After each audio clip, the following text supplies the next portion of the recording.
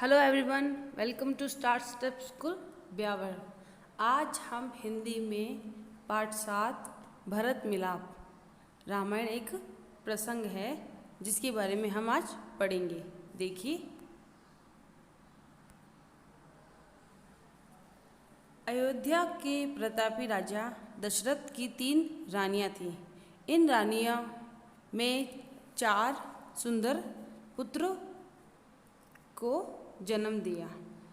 राम की माता का नाम कौशल्या था, लक्ष्मण और शत्रुघ्न की माता का नाम सुमित्रा था, भरत की माता का नाम कैकेयी था।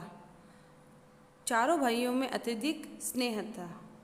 जब राजा दशरथ वृद्ध हो गए तब उन्होंने अपने ज्येष्ठ पुत्र राम को राजगद्दी पर बिठाने का निर्णय लिया। राज्याभिषेक की तैयारियां जोरों शोरों पर थी।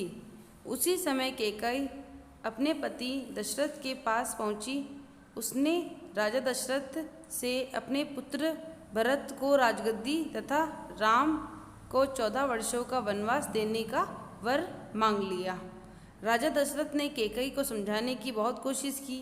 उन्होंने कहा कि यह राम के साथ भारी अन्याय होगा, लेकिन कैकेयी ने राजा दशरथ की एक न सुनी। परिणाम यह हुआ कि भरत को राजगद्दी दी गई और राम को वनवास भेज दिया गया।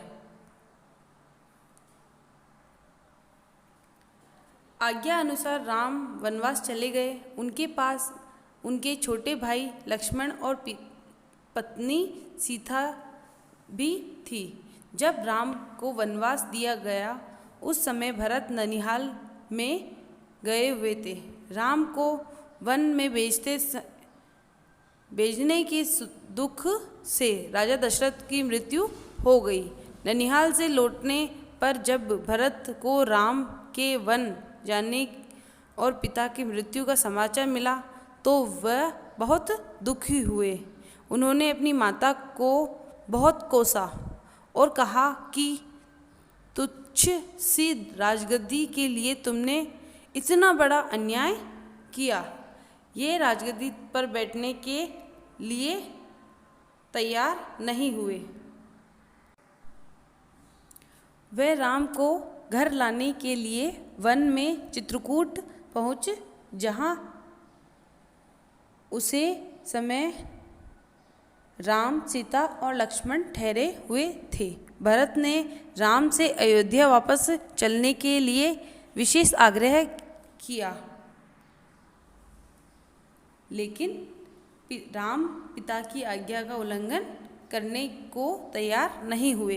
इधर भरत भी राजगद्दी को स्वीकार करने के लिए तैयार नहीं थे, क्योंकि उस पर उनके बड़े भाई का अधिकार था। राम ने 14 वर्ष पूरे होने से पूर्व पहले किसी भी तरीके से लौटना स्वीकार नहीं किया। भरत राम की खड़ाऊ लेकर रोते हुए अयोध्या लौट आए। उन्होंने राम की खड़ाऊ को राज सिंहासन पर रख दिया और राज्य का कार्यभार देखने लगे। भरत ने स्वयं राजगद्दी पर बैठना स्वीकार नहीं किया। ऐसे थे राम और भरत। इस प्रकार का था उनका मात्र प्रेम और त्याग। शिक्षा।